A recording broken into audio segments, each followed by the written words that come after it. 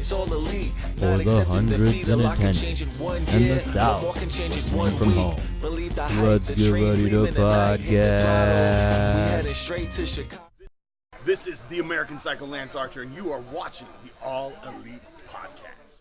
Welcome back, everyone, to another exciting late-night edition of the All Elite Podcast. We're a little bit later than usual on Monday nights, and why, you might ask? Because your boy was doing a little bit of spooky Halloween pumpkin painting, and honestly, I didn't do anything. I sat on the couch and watched football and hung out with my daughter, while my girlfriend and all of her friends did a little bit of painting of pumpkins and all of that fun Halloween stuff. So it was a good time, good family-oriented event, but that meant that the podcast had to come on a little bit late, which isn't a big deal. We're here. My boy AJ had to stay up a little bit later because of his East Coast woes, but he stuck it out, and I made him wait up a little bit later than I think we wanted to, but we're here. We're here, and we're good. And Halloween, you know, the Halloween spirit is among us. You had to do it. And to everyone listening, I am sorry that I just randomly boosted AJ's audio up to the moon. My bad. But hey, we're on, and how are things going, AJ? How's your week been? We haven't talked in a while.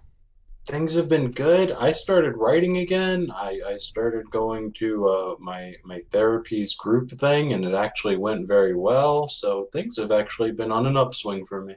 Happy to hear it, man. That's good to hear. Like I said, I've just been busy doing a lot of Halloween-themed things and stuff like that, so really been a fun time. Honestly, the Halloween time is a good time of the year, and I hope, honestly, we get some type of Halloween-themed episode with Dynamite this week.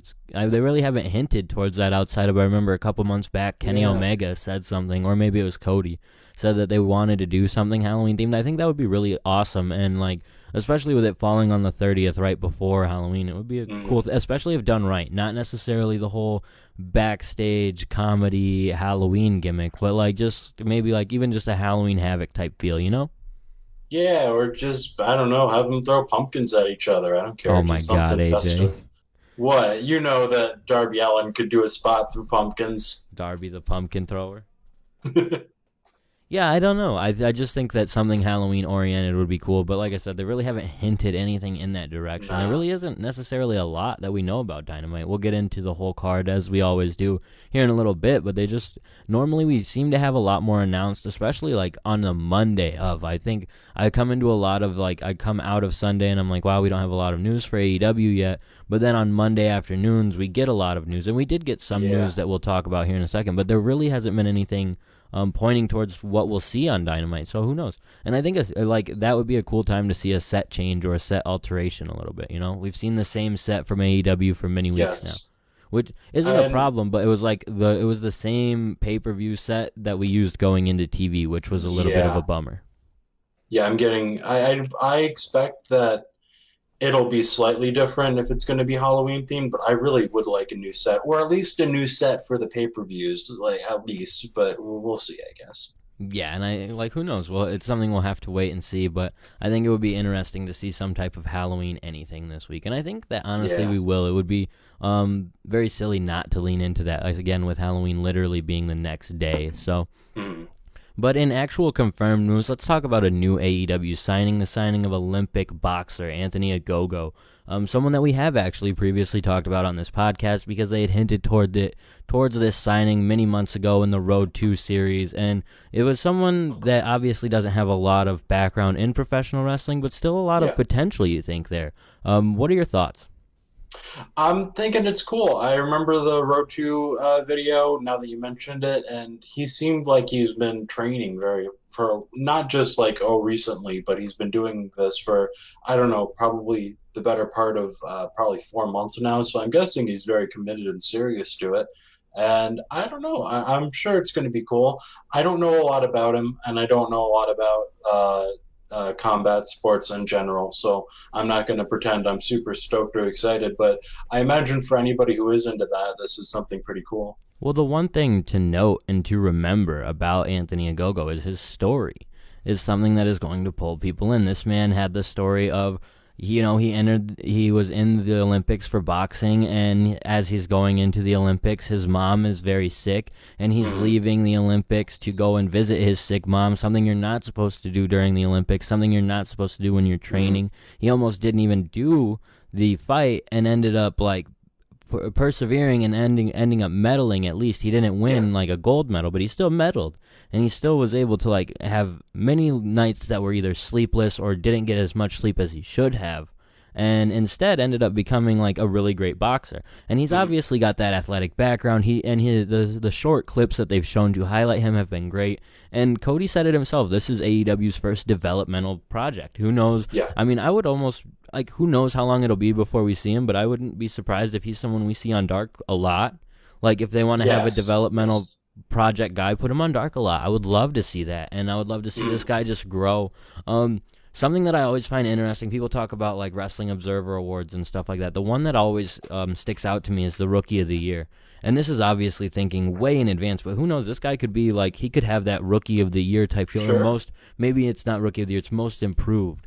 Like, Chad Gable was someone who had that feel for a while, who just didn't really have that push, but you could see the talent, and you could see him just immediately come into it. Now, we'll have to wait and see with Agogo, but he's got a cool look. He's got a cool, like, he's different. He's from the UK, I believe, and he's, like, he's African-American. So he fits a lot of different things than what you see in professional wrestling, so you'd love to see him be successful. And, again, with his athletic background and things like that, I think that it's going to be a good thing for them. Do you think because I think you're right, the landing for him is going to be on Dark, but do you think with the emphasis on Dark and how much views that has been getting, that he'll be scrutinized more for being on that? I'm almost wondering, like, where do you put him? I would love to see him do an indie run. Like, they obviously have him signed up under a deal, but let him just do the indies and like let him do like Game Changer or something like that, a bunch where he does, not saying do that Game Changer hardcore style, but like just go there and work with the guys who know how to work, and work like other various indies that have that attention. Because I say Game Changer because they have that attention and they're not like a major market. Like Ring of Honor is still a little bit more major than Game Changer or anything, so they have their own like established thing. But I think Game Changer gets eyes on him without having all of the eyes on him. And as long as, and then that's an easy way to gauge from social media, like if he's bad, they will know. You put him on one Game Changer show and you'll know what the general consensus is going to be of this dude and how you work with him. Brutally honest, yes. And I think that would be super cool. They talk about this guy being their developmental project. They don't need to have a developmental league like WWE and NXT. They can literally just utilize the independents in a way that hasn't been done in so long. So it's something I would love to see. And it's an interesting signing just because of the legitimacy behind him, the Olympic medaling. And again, his story is interesting, and the story of his mom and everything is cool. So I would love to see him have a bright future with AEW. Yeah, I agree. And another legitimate athlete conversation we need to talk about. Jack Swagger had his MMA fight for Bellator this weekend. He was joined by members of the Inner Circle, Sammy Guevara and LAX. We got to see some cool pictures of all of them posing with Batista and Royce Gracie. It was a cool little moment before the show, but I think Swagger's actual performance within the MMA octagon was very lackluster. He ended up delivering 2 groin shots, which got the fight thrown out, essentially. AJ himself didn't really see the match, so we're not going to spend the fight, but we're not going to spend a ton of time talking about it. I'm honestly I'm not our MMA expert either, but in watching it, it was just unfortunate to see Swagger come out of this way, because Swagger is being fed bottom of the barrel competition to look like a legitimate athlete Bellator. And while this guy wasn't as bad as his previous fight, it's super unfortunate to see that that's how things ended up. So yeah, and you want him to look like a badass going into AEW. I mean, at least he didn't lose or get knocked out, so there's that. But they'll just end up making jokes about it, and it just makes him look a little bit like a dork when he could have been going into this week looking like a killer, you know? Yes, and I really think he wanted him to have that killer attitude, but I mean, it'll still work out, but it's too bad.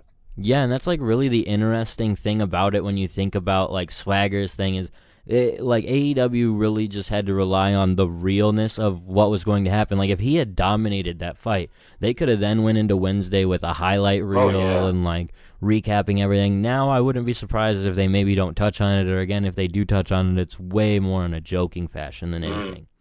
But I wouldn't expect them to touch on it. yeah, it was just a little unfortunate to see that this is what had happened, where he just ends up delivering a couple of knees to the groin, which got the fight thrown out. So hopefully, like, who knows what his future with Bellator will be.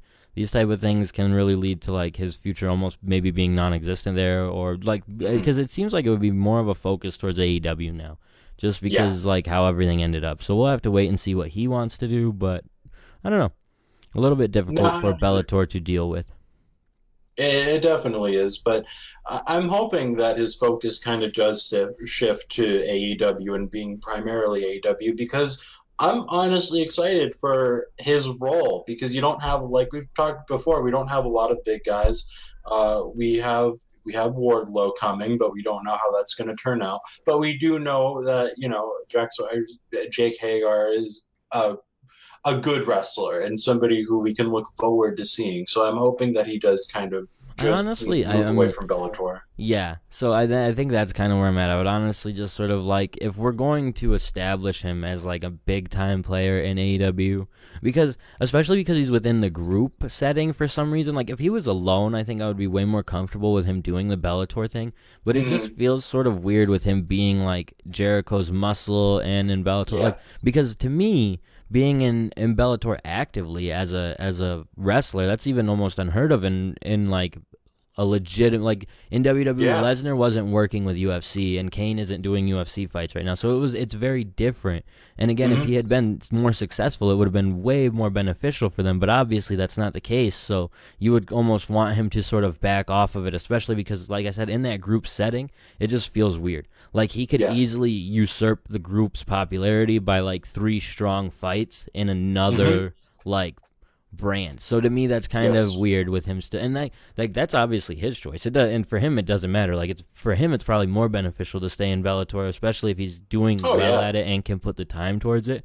But from a company perspective, it's like I'm kind of over the Bellator thing, because like with him in that group, it just feels weird. I don't really know why, but it's just weird. No, it does, because he's a heater, and you have him either looking like a killer, beating up people in MMA, or you have him behind Jericho. And it feels wrong. If he was killing everybody, maybe that would be a lot better. But I know that people wouldn't want that either, him coming into AEW with the Brock Lesnar gimmick of just dominating everyone and throwing them around, because he doesn't have that established like history that Lesnar had in either sport.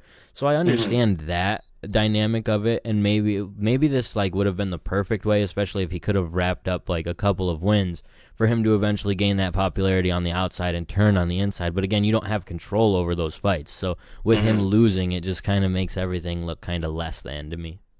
Yeah, I agree.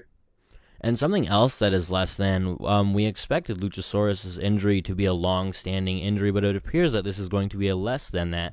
Luchasaurus' injury is apparently just a strained hamstring, so it could only be like a month to a month and a half, 2 months type thing, where at one point we were almost wondering that this could be like a 6-month type thing, 3 to 6 months. Yeah. So, I mean, and I'm not exactly certain on the dates, so don't quote me on anything, but it is nice to see in this update that Luchasaurus isn't going to be out nearly as long as people had expected. And Luchasaurus sort of hinted to this on social media, so it's good to have it confirmed. And he's been so hot, and everybody's been so over on him. I am so excited that he's not going to be gone for 6 months, because that really would have just killed all of that steam. A month, you can manage that, and you can kind of give him exposure on TV with a sprained hamstring. You can comfortably put someone on TV with that, knowing they'll be back in a month or two. I think 6 months is when you're like, if you're not positioning them in like a general manager role, you don't really want them to be on television, you know? Which, in all honesty, I mean, if it happened to Luchasaurus that way, he could have, like, I know they don't want general manager roles, but a prehistoric dinosaur with all of this massive knowledge would have been an interesting general manager role. Yeah, and honestly, I wouldn't mind it. Or even if he's just managing, period, Yeah. Marcus Stunt and Jungle Boy, just having him on screen so that people know he's there. And if he can do a spot every now and then, or just, getting involved in the match, that would be enough to keep him relevant, I think. Yeah, and I think the biggest problem with that is just it being like a hamstring issue. You obviously have to expect he can't walk or stand around for too long. Yeah. So that would be the biggest issue to having not really being able to use him on TV, because you don't want the big man to be in a wheelchair or to be on crutches and hunched over. So in that circumstance, it's not really something where you would necessarily want to use him on Dynamite. Now, if it's only for a month or two, again, they could probably figure out a way to utilize him even in skits or something. So it's good to see that we will not be without Luchasaurus for too long, because that was really a big bummer. So Yeah, it's going to be exciting when he comes back, too. yeah. And speaking of exciting things in AEW's Dynamite, AEW announced this week that they're returning to Jacksonville on January 1st for the AEW Homecoming event, or Homecoming Dynamite event, however they're announcing it. But it's very interesting and very cool to see that they're returning, to the Daly's Place Amphitheater, and it's on the 1st of January. I wonder if this is going to be like a reset for win-loss records and things like that. Just the way that they're positioning it as this homecoming event, and like obviously homecoming going to Jacksonville, but like it's the first of the year. If there would be a good time to reset your win-loss and start a new wrestling year, this would be a good time to do it. So, but what are your thoughts on this Jacksonville show in general? Oh, I'm excited. I'm going to go, or I'm going to do everything I can to get there. I was figuring out plans on how I can make that happen earlier today. So, no, I'm stoked for it. I'm hoping that I can make it, and I'm going to decidedly be excited for it up until that point. I don't know. I don't know if this is going to be a reset, like you said. It could be, but I don't know. That didn't even cross my mind until you said that they would have a reset on wins and losses just to have a fresh start. But it makes perfect sense to do that, and it's maybe something they should consider going into a new year. Yeah, and the big reason that I'm considering it is because other news that we've seen, it hasn't really been confirmed yet, but there's apparently going to be no live Dynamite on December 25th. Talent are going to be off for that week. That's, again, an unconfirmed thing, so I don't want anyone to think that that's official. But from what we've heard, that there will be no television on that day in between, or like Christmas Day or whatever, like the 25th. So yeah.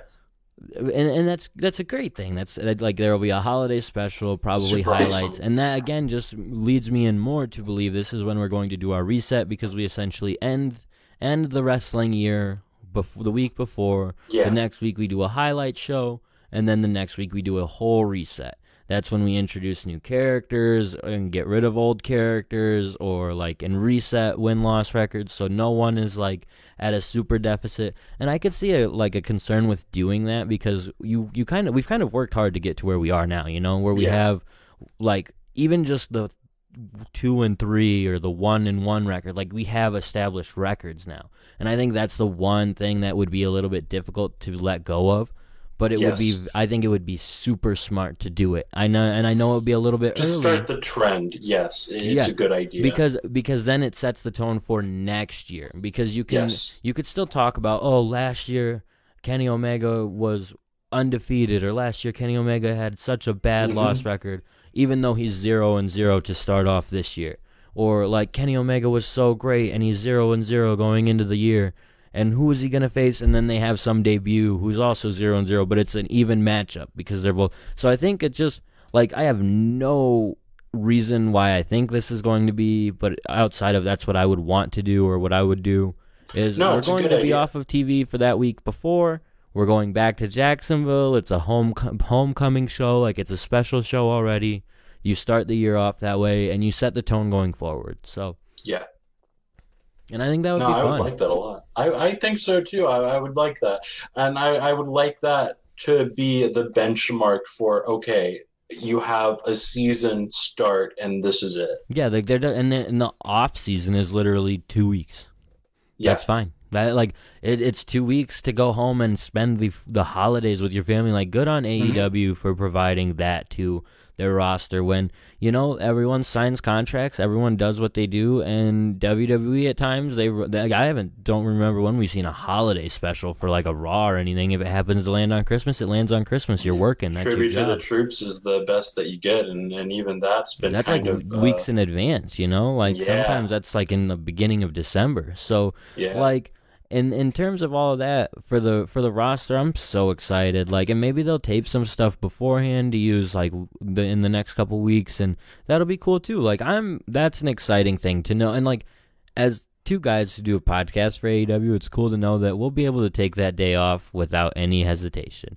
You know what I mean? Like, and it might sound weird, but like we cover AEW obviously after every Dynamite. If there was going to be a regular episode of Dynamite, we would probably cover it on Christmas Day and be like, and it would be a fun little Christmas Day episode. But it's cooler to know, like, hey, we don't have to do that because it's just going to be a holiday recap. So, like, it stretches all across the land. So, thank you, AEW. Thank you so much, because I would like Christmas off. And stemming from this announcement, the Jacksonville announcement, Tony Khan sort of hinted that we're going to have a bigger generalized announcement for the fans because he had sort of jokingly gone at the AEW Twitter guy because he had talked up this big announcement thinking it would be for the whole AEW universe, but instead it basically focused on Jacksonville, and Tony Khan was like, well, great, now we have to deliver a surprise for everyone, not just Jacksonville. So I don't really know what that could be. What do you think? Well, the other tweet said, hint, it's not a video game. So my hope is that it is going to be a video game, because if this announcement wasn't the video game, maybe the next one could be. Maybe it'll be the Fantasy League they've talked about. Yeah, that would be sick. Or maybe it would be the power rankings they've talked about too. That would also be pretty cool. Cool, but like Cody definitely announced that like a week ago. Like he announced when they're gonna do it. So to me, like, okay, cool to actually fully announce that to everyone or reveal it. But like for people who are paying attention to the interviews Cody's doing, like that's coming. So, but I mean, a video game would be cool, but honestly, him even saying that put it in my head more than anything else would have, because I didn't really have that feeling of it. Like, I would love an AEW video game, but I want a good video game, so I know that's probably 2 years down the road, no matter how much of a bummer that is to me. Like, I would much rather have a video game available, like, tomorrow with some cool-ass mode and all the wrestlers of AEW, but I know that's not going to come. So, we wait. But him putting it out there like that, talking about a game specifically, has me feeling like they might try to roll out the AEW Fantasy game. Which, hey, we tried to do an AEW Fantasy game, and it took way too much time for us to actually put together properly, so we didn't really want to run it when Dynamite was going. But it would be sick to see that actually go. Like, and just the little bit of response we got from that tells me that it's a good idea to be done on a large level for AEW. And for people with the full access and capabilities to make like an app and a website and everything dedicated to it. Khan has that. So a full-fledged AEW fantasy game would be sick, because I think that sets the tone for WWE to do the same thing. And with daily fantasy becoming so popular and so easy to do, it makes more sense for wrestling. And a lot, like, what wrestling on major television is taped now? So, I mean, that used to be a big problem with fantasy when we were kids, A lot of it was taped, so you would draft your roster at the beginning of the year, but you could still have an idea of who was going to be your champion and shit by the end. So with AEW being live, it's cool. And then, I mean, I guess you would include the Dynamite or the dark stuff, but I don't know. No, I don't either. But I remember they did the WWE Fantasy for like a minute, and it was pretty interesting, but it just did not work out. But I feel like it's way more open to being a real possible and tangible thing to do a fantasy league with AEW. Well, they're keeping track of wins and losses and stuff. So. And and they've been announcing match cards and keeping track of wins and losses, and it just makes it seem like, okay, it's more reasonable for me to start, like, because I mean, you're like kind of like gambling. Okay, this guy's going to do this. I think he's going to do this, and it's more, I don't know who's going to win, because a lot of time in WWE you always know who's going to win, but in AEW that's not really the case, and I think that's the big sticking point. And one thing that like was difficult for us to set it up in the beginning was we didn't really have like established win-loss records for anyone to begin, because everyone was at like 1-1 or 0-1, and like so it was hard to rank wrestlers in like divisions or where their specific value would be. Now they have that with everything that they've done and they continue to do. So it's cool to see. And I mean, he's talking about announcements and again talking about a game that would be cool to see. So. Mm-hmm. And then another announcement they made last week is that two very special people to a huge fan base have become a part of AEW. None other than Rick and Morty. You either love them or you hate them. This is the equivalent to AEW signing Enzo and Cass if you ever could make the signing. Because Rick and Morty are all elite. And this Wednesday on Dynamite, we're going to get an update on what the hell that means. So yeah, maybe that's gonna be the Halloween thing. Maybe Rick and Morty are gonna. Bro, I'm with it. Cody Rhodes dressed up as Rick. I mean, it could be, and yes. I love Rick and Morty. Yo, and MJF is gonna hate it, so that would be perfect too. Oh yeah, that would be great. And I mean, if MJF was dressed up as Morty, that would be even better. But it would be great, but it would be bad because MJF isn't supposed to do that. But oh yeah, no, but I mean, I love Rick and Morty. I've worn a Rick and Morty shirt on this podcast. I'll do it again, but. That's why they signed him, dude. They knew. They knew. They saw. Hey, they like Rick and Morty on the podcast. Target demo, bro. So I don't know what this is going to be. I don't know what this means, but I saw it on Instagram and I was like, "Well, that's a thing that's happening." And that's my only reaction is I don't know what this is going to be, but I like it. Is Rick and Morty even like a TNT thing? No, I mean, it's maybe not. there must be some type of Warner crossover, Warner Media or something. Like I honestly have no idea. You would have to assume like somehow, some way, but like actually, you know what? It is a TNT thing because, well, I mean, Turner owned Cartoon Network and then Turner got bought. So I guess it is. I'm not sure. So it makes sense of the crossover aspect, but and if you hate Rick and Morty, you hate it, and I don't blame you. I'm not really going to get into the whole why you should or why you shouldn't, and if you love it, you love it. If you don't, you don't. But it's such a diehard thing that you either do love it or you either do hate it. That I think it's a interesting decision. Like, who knows how much it'll work? Because you think the wrestling fans are really that? I think it's like split in half. I think half of wrestling fans really love Rick and Morty, and half really hate it. And there's literally no in wrestling between. Fans also really either love AEW or also really hate it. Yeah, but you're cutting they would obviously have the statistics more so to know if like there's that much of a crossover between the two fan bases. But I really have this feeling that it's a way to because I feel like if you introduce Rick and Morty to any fan base, like even if it was the grand scale of WWE or even like an NFL crossover where there's 50 million fans involved, I feel like no matter how many are involved, you are straight up cutting it in half. Because the older half will hate Rick and Morty, and the younger half, some of them will love it, and the intellectuals will hate it. So to me, it's like I don't know. I'm cool with the crossover because, like I said, I like Rick and Morty, and again, if you hate it, that's you. But I guess we'll have to wait and see. I think so too, and I'm guessing it's just going to be a quick promotion because the new season is coming out. I think in November, so it's going to be, hey, watch Rick and Morty, blah blah blah. No, it's going to be they're dressing up, bro. If they do Halloween, it's Halloween. Yeah, it doesn't even matter if it's a Halloween themed episode. If they do anything Rick and Morty related and no one's dressed up like them, I want to be out because this company knows better. Yep. I agree with that. I think that would be a fun little segment. We'll have to wait and see, but it's a cool little cross promotion thing. So, And they really haven't announced much for this week's episode of Dynamite. Another segment that we have announced is the Cody Rhodes and Chris Jericho contract signing for Full Gear. I'm curious to see how AEW does their version of a contract signing.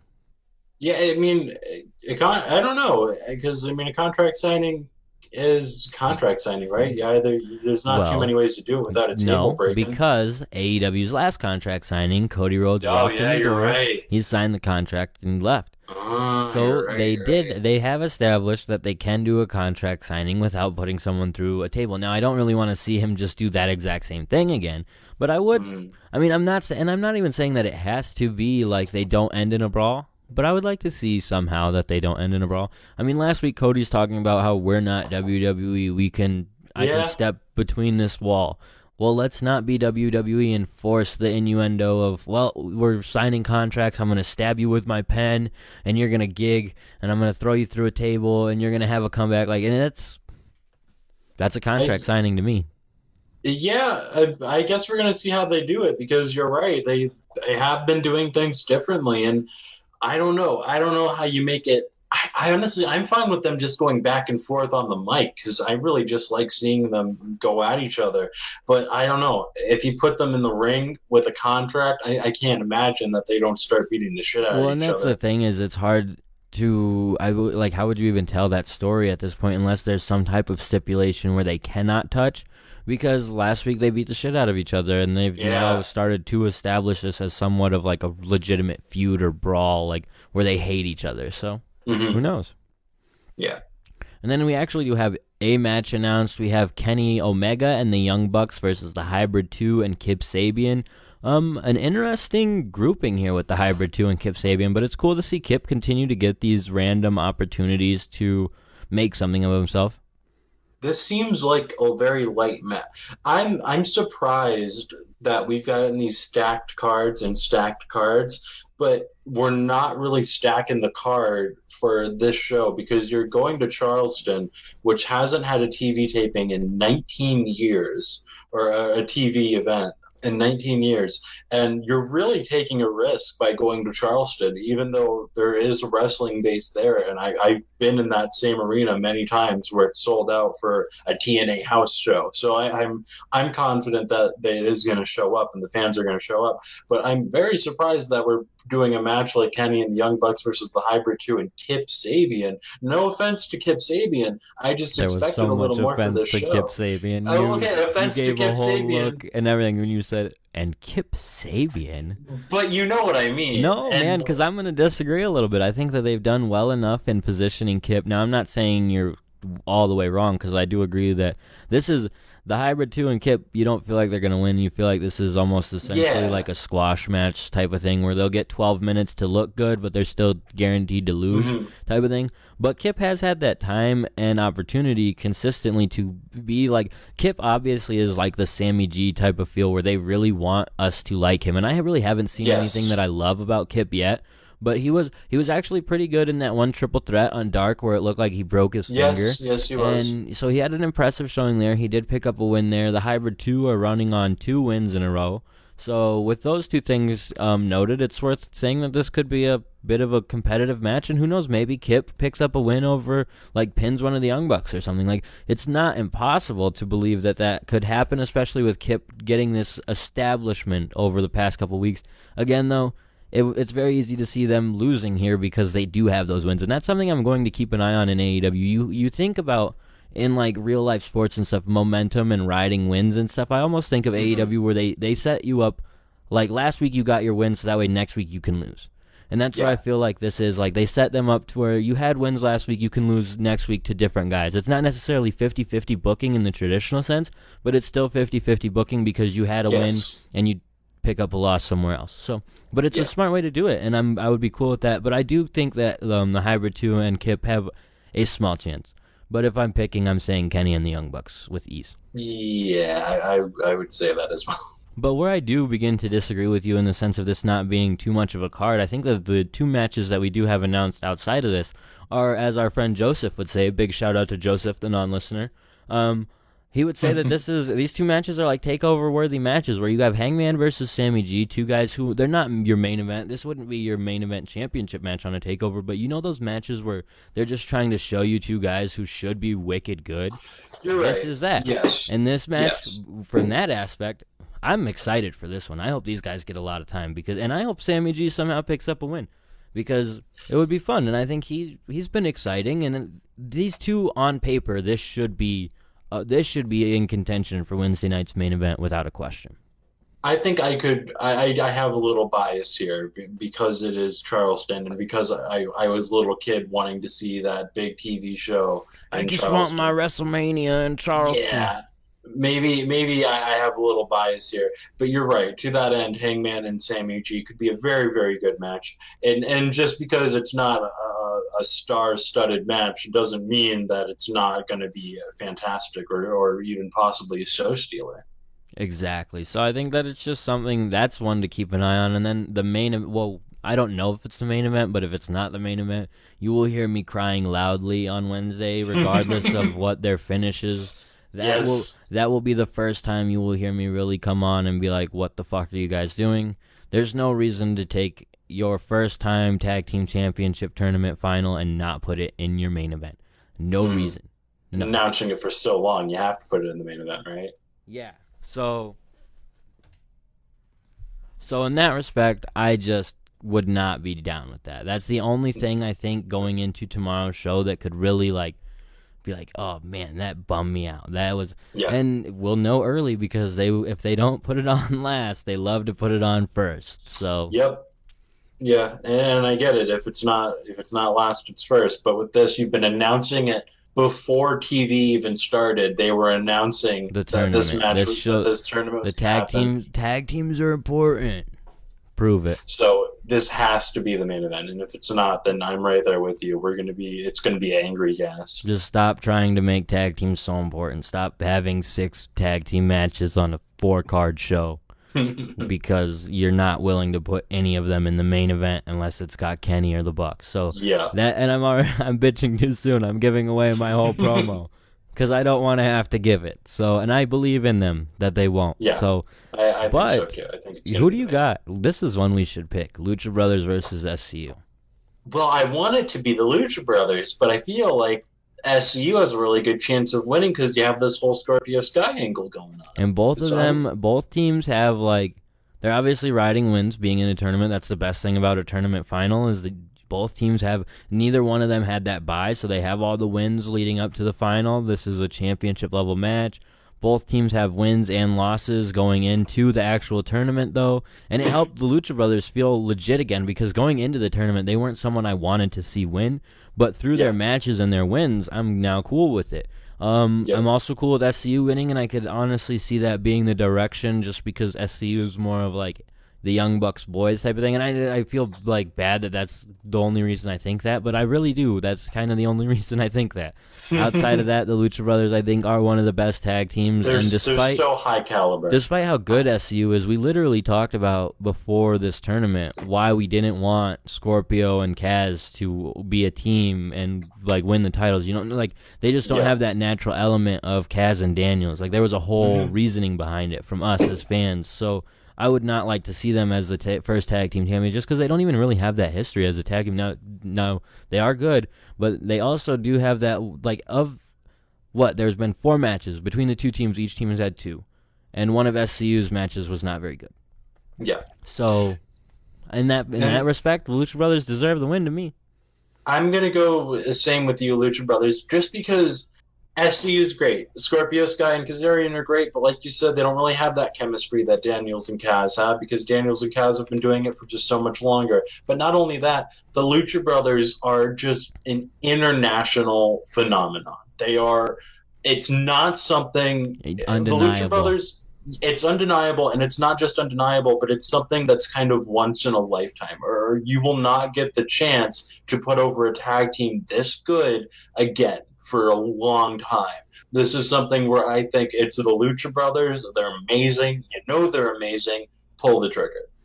And if we're looking at it from an outside perspective, let's put us in an alternate dimension where the Lucha Brothers have just debuted in WWE and they've gone through this whole tournament and they're at the finals. This is a team that deserves to be pushed like that main squad, main team. And that's not to say that SCU isn't.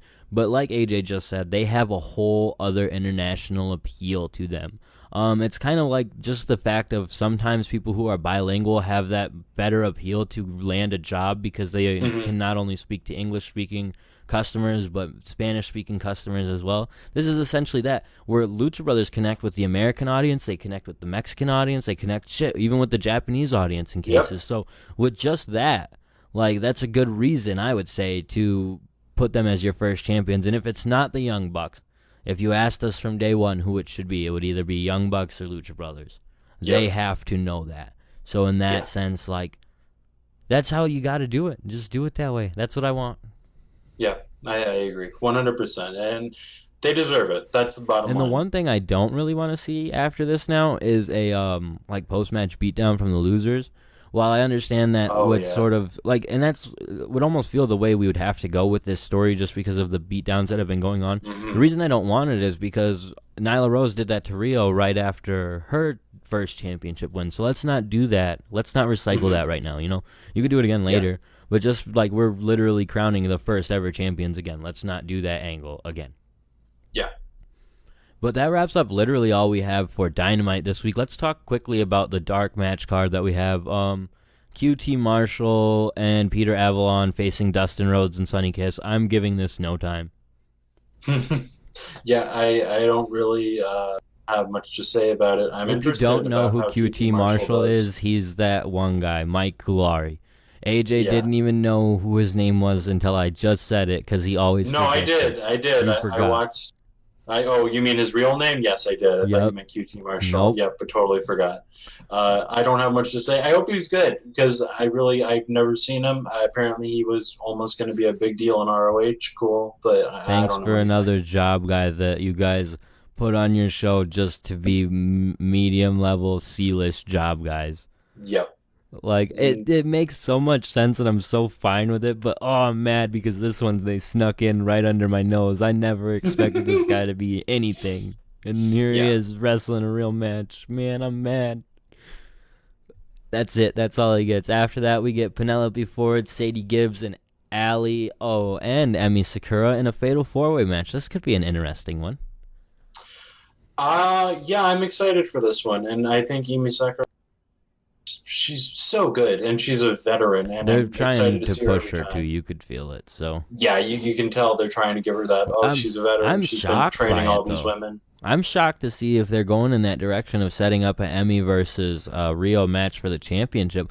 I mean, it'll be a great match. Don't get me wrong, but for just an Americanized audience, I think that it's very surprising for that to be maybe even like, because we're getting close to Full Gear, so that would have to be assumed to maybe be the Full Gear Women's Championship match. So just off of that, I don't know. I'm a little surprised. I would love it. It would be a good match because, again, you said Emi's good. Rio's obviously good. She's got that history of putting on great matches. It would be a great match, but I think that would easily be the match on the card that most of the audience wouldn't know a lot about these people besides what they've put out. And just Emi being on Dark isn't really the place to showcase her too much. I've only seen her on Dynamite once, so I would agree with that. I would say if you're going to go that route, start putting her on Dynamite and start doing that quickly. But I guess we'll see because we don't have much time left. Yeah, exactly. And we also have Jimmy Havoc taking on Jack Evans and Darby Allin in a triple threat Falls Count Anywhere match. Can we just choose a match type and call it that? Because a Falls Count Anywhere match is a lot like an unsanctioned match, which is a lot like a no disqualification match, which is a lot like a Philadelphia street fight, which is a lot like come on. Which is a lot like the Cracker Barrel Challenge. Like, dude. I forgot about the Cracker Barrel Challenge. No, I get what you mean. We really do need to just discern between no DQ and unsanctioned. Or maybe at this point they need to just call it everything under the book, because you've already freaking called it 20. I literally listed at least 5 things. So you did, yeah. There's a whole bunch, which I don't know. Maybe they're just it's early. It is very early, and maybe that's something that's a little nitpicky. I'll really lose it when they call it Extreme Rules.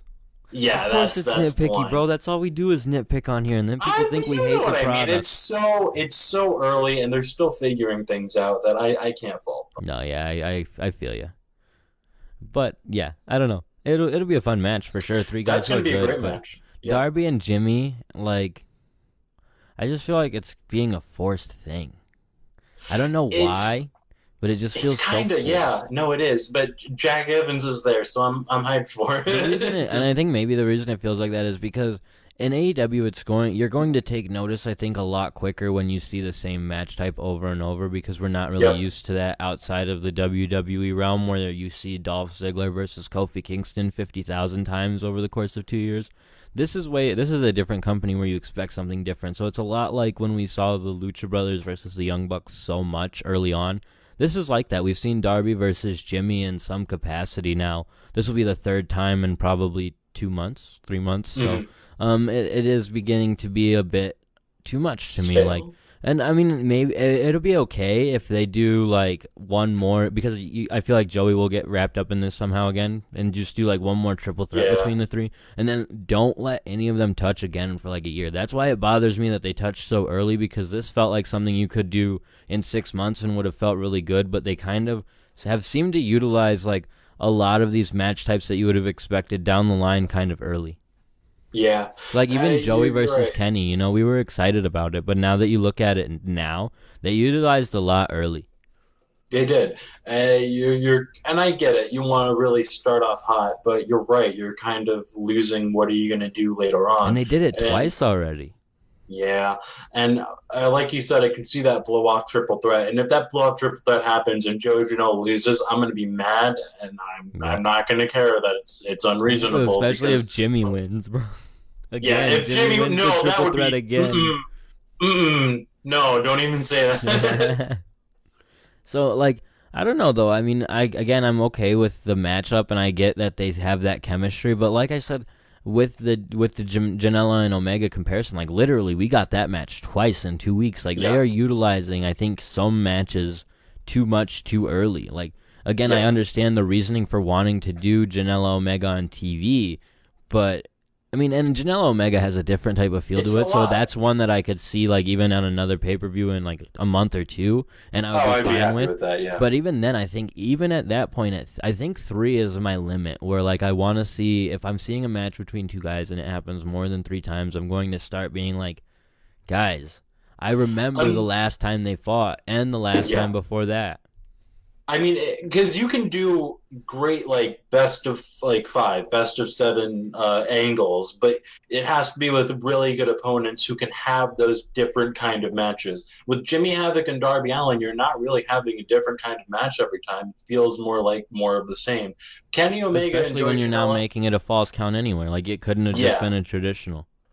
Yeah, with Kenny Omega and Joey Janela, I wouldn't mind seeing a best of 3 or a best of 5 with them, even because they have so much to bring to the table, and Kenny Omega has so much range as a wrestler, and Joey Janela does too, to a lot of people's, I think, surprise. So I think there's a difference with me there that I don't mind it depending on what you're doing, the matches you're doing, and who you're doing it with. Yeah, and I think in the same realm, the Young Bucks and Lucha Brothers didn't really have that variety so much as well. It was a lot of like the same type, maybe not the same match necessarily, but the same type of match with a lot of high flying, PWG style is what we like to call it on this podcast, and that makes the most sense to compare those two. And another thing that I think really throws me off about it is like we threw it into it had to be Falls Count Anywhere, which to me.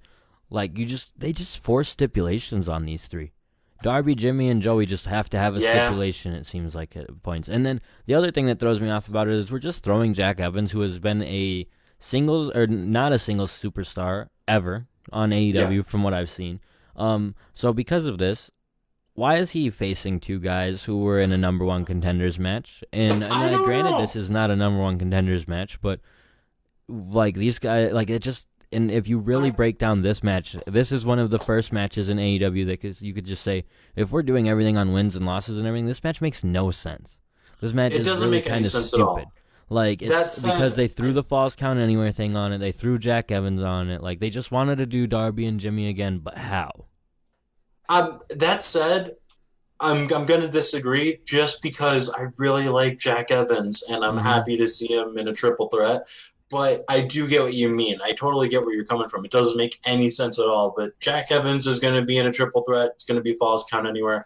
And I'm expecting him to be the standout here. Or at least I'm hoping that's what happens. That's fair. I don't know. I'm literally just talking about a logistical point of view of the match. I think the match will be great. I think it'll be fun. And I think the other thing to take note of is, like, in the grand scheme of things, this was more beneficial for everyone, despite the fact that I don't like the redundance of Joey versus Kenny and then this match. And the reason I keep bringing up Joey versus Kenny is because Joey was supposed to face Jack on last week's episode of Dynamite before they changed it to Joey versus Kenny, and they had even announced Joey versus Jack. So this automatically tells me that they changed the match, and now Jack got tossed into this Darby versus Jimmy match.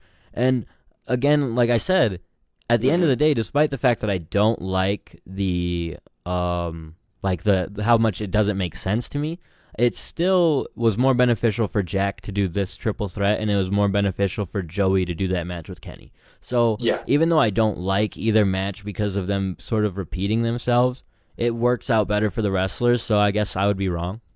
Yeah, I hear what you're saying, though. Yeah, so I mean, we had to walk through that. That was a little bit of booking 101 for myself to realize that, despite the fact I don't love the matches, it makes more sense in the grand scheme of things. So that's fun. That really wraps up Dark. I can't wait. I'm actually going to get to watch Dark live or live-ish, however you want to call it, when they upload it on YouTube tomorrow instead of watching hours after work, so that'll be fun. AJ did watch this week's episode of Being the Elite earlier today that got uploaded to YouTube. Let's quickly talk about that, AJ. All right, let's go through it. It's The Merch Freak, episode 176, and we start off with Nick Jackson. He's acting like Chris Angel. He has a deck of cards and private parties with them, and he tells them to pick a card.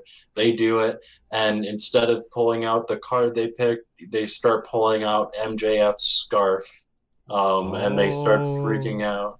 And then he pukes up the card that they picked, and he just starts going Merch Freak like Chris Angel, and then we get the intro.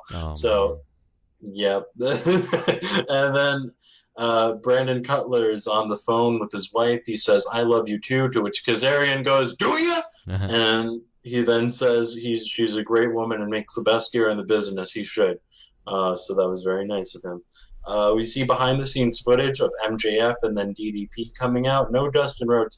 It's kind of weird because you get we talked about this before when they do these, we're seeing them come out, but it kind of makes it lose that surprise, or like it makes it feel like you're taking away the Was it again timed? Like you could feel. Yeah, it was. They were waiting, and then they gave him the signal. Oh. And it's like, why are you doing this on Being the? But whatever. I digress. I'm not going to get into it too much, but they did that. There was a line for a buffet. Bryce Remsburg, Rick Knox is standing in it. Peter Avalon's there. Leva Bates cuts in the line, and Bryce Remsburg goes, "Are you just going to let her get away with that?" And Rick Knox, who is defeated and depressed, says he just does not care anymore. And then Bryce Remsburg goes, "Rules, man, rules." So that's a knock at all the referee chicanery that's been going on, I guess. What if we just canceled Being the Elite and this shit wasn't a problem anymore? It might work out that way. I'm gonna get so much heat for that one. I'm sorry to everyone. I get that, like, if you're a diehard AEW or like the Elite fan, that's your thing and you love it. But it's stuff like this where we have to respond to everything the internet says on our internet show. Otherwise, what? Like, you don't have to. Yeah. Well, after that, we got. I mean, you're right, but I don't know. I don't even know. It's bad, and they shouldn't do it, but they keep doing it. But whatever. After that, we got more behind-the-scenes footage. We get different camera angles of the Best Friends and the Young Bucks match, and never look back and never say die. We get that. And after the match, the Young Bucks go into the back, and Brandon Cutler's there. He congratulates them. He praises them. Says the Young Bucks are back.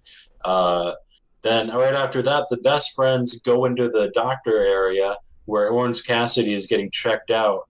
The doctor says that he can't focus on the Best Friends right now because Orange Cassidy is his primary focus. He tells Orange Cassidy that he needs to take it down a notch or two. The whole time Orange Cassidy was, of course, asleep. That was a good one. Cody, after this, we get Cody talking to Adam Page. He stops Adam Page while he's walking through. He wants to make sure that they're cool, that he's still in the Elite, and he kind of hints that, hey, if you're thinking about leaving, I've done that before, and I don't recommend you doing it. And Adam Page assures him, no, I'm not going to leave, I'm with you, everything's good, but it's still he's not acting like himself. He doesn't sound like himself. And then he says, good luck with Chris Jericho. I hope it goes better for you than it did for me. And Cody looks on, he just looks dismayed and just sad, like, oh, God. So we're getting more and more hints of this Adam Page heel turn, all on Being the Elite, though. We're not getting it really anywhere else. On the show that genuinely only has 100,000 to 200, 300 max, 1,000 viewers. Dark pulls like 1 million to 800,000 a week, which is a super positive. So weird. We should at least be referencing this shit on Dark.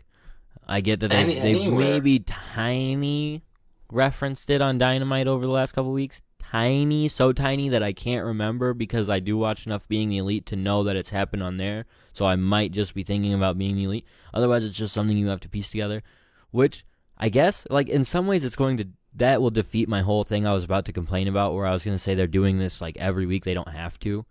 But not everyone watches, so I guess it doesn't really matter. But the reason I don't like it is because it feels like, we're really going to do this. We're really going to do this. We're really, we're going to do this. And now to me, like, the feeling that I got just hearing that is that Paige is going to kill Cody after the match on Full Gear. It seems just like something's going to happen where he's going to join the I don't know what I would have liked to have seen, because we had the hints coming, and then he did that match, and things looked fine. I would like to have almost went, like, maybe a month before we got another hint, and then do another hint. And, like, I get that we're going to slow burn the MJF turn, but you don't know. I mean, but we've been saying that a Paige turn would be best, so. Yeah, I mean, and it totally would. It's just weird that you're doing all of this build-up on Being the Elite. And maybe it's because you want the surprise to happen on the show, and he'll explain it on the show like you would normally do. And then you can go back. This is all, and this is just extra and it's bonus, and that's cool, and I get that. But part of me still wants it to be seen on TV. So that and I would almost like a happy medium of, I guess, what we're both saying, where we would just maybe even just one of these segments on TV. So that way, maybe do 2 on Being the Elite, 1 on TV. So if you're watching on TV, it feels like something you could see and forget and be like, wow, why would he do that? Like, I never expected that. But then you can go back and watch Being the Elite and be like, oh, we see it all right here. Like, let's watch it. So, I mean, again, just maybe a little more hinting on television would have been the best thing, because we really haven't gotten that feeling. When he came out to help, there was never a feeling that he was going to turn. It was just when MJF came out to help. Which was a good thing, but yeah. Yeah, but moving on from that, we got behind the scenes of Jon Moxley and Pac, their match, and the end of that match, and them going to a draw. It was just a quick thing they threw in. And then to close out Being the Elite, they showed us bonus footage from the end of the show, I guess after the match with Jimmy Havoc and Darby Allin and Jack Evans, because there was, like, debris and chairs and tables and whatnot. So they it starts off with Nick Jackson calling out Matt, saying they need to close out the show. And then he goes, "Where's the shirt, Matt?" So then Matt Jackson has to go back, and then he comes out draped with the bad merchandise, the scarf and the tie. This is another merchandise skit. But live in front of the crowd, brother. And so they do that. And then after that, they start playing with the crowd. They say, "Does anybody want a piece of table?" And they throw a piece of table. And then they say, "Does anybody want the Titantron?" And so they start, and then the fans start chanting for Cody's watch, but he refuses to give that up. Instead, he settles for the tie. MJF came out, I forgot to mention this, to give the scarf to Matt Jackson. So now MJF is freaking out, begging Cody, "Do not throw the tie, do not throw the tie." Of course, Cody throws the tie. And that's how we close out Being the Elite that week. They got me, dude. I thought it was going to be a cool segment. It was just another merch segment. Yeah. It all came around full circle to remind me that I was going to call them the Jake Pauls of professional wrestling. They're just trying to sell merch.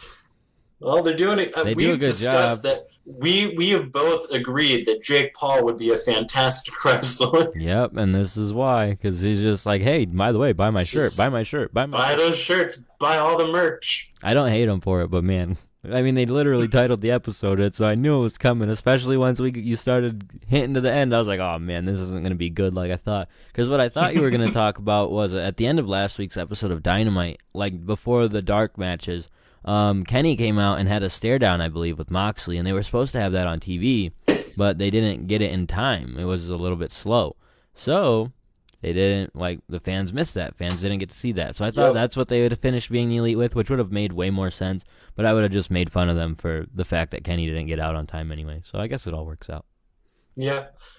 Well, that was Being the Elite. Doesn't sound bad, but again, with Being the Elite, one is like a shill show to sell merchandise. 2, it's weird, some of the shit that they consistently do. Weird. I'm so over the Zack Ryder getting over jokes, and that's what a lot of these feel like.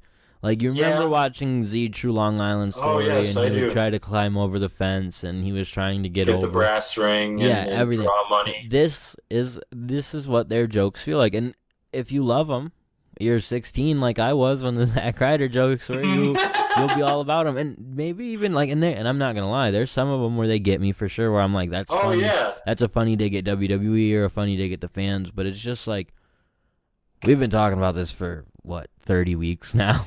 Like, me and you have probably talked for. We're a little jaded. By week 25 of seeing the Young Bucks do another joke about the memes on the internet, you're kind of like, you don't have to every time. But I guess they don't every time. We don't give them credit when they don't, but that's because we just enjoy the piece of it. Yeah, you're exactly right. It's just like, finally the kids stopped crying. And we love AEW, but it's just the stuff like that where you respond to everything the internet says, where it's like, you don't have to. Yeah. But outside of that, wasn't a bad week for AEW. I'm still excited for this week's Dynamite. I'm excited to finally have some tag team champions crowned. Before we wrap things up, last week we did talk about how we were going to do a top 5 segment. Now, we're not going to do a full rundown. We'll hopefully have some articles thrown up on the website of our top 5. But AJ, off the top of your head, not really having any records in front of you, who would be your top 5 of AEW singles male competitors? Starting with number 5. Number 5. Okay. And this is going to be way off the top of my head. Okay, so number 5, I'm going to go Hangman. I'm going to go Hangman for number 5. Number 4, I would say, because this is harder tough. to go from 5 up, right? Yeah. Darby Allin, number 4. Let's say Darby Allin. Number 3, Cody. No, because it's got to be higher, right? Number 3, let's go Joey Janela. Number 2, Cody, and number 1, Kenny Omega. But wait, what about Pac though? Damn it! What about Jericho? Is he not in the top 5? What about Jericho? What about Pac?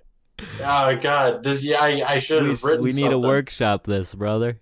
We really do. Here's my top 5. I honestly don't have it written down, but going off of what you've got, I would say number 5 has got to be Jon Moxley.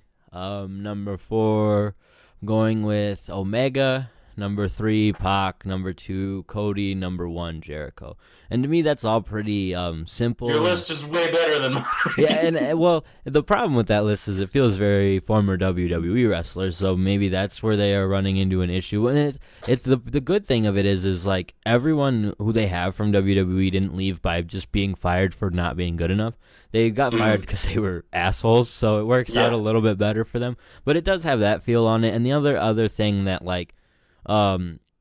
is iffy about that list. I mean, it's just kind of like the cut and dry, the guys that they've pushed the most. So I liked your list almost a little bit more because it felt like faces that they are pushing to be talented, but they might not have the wins.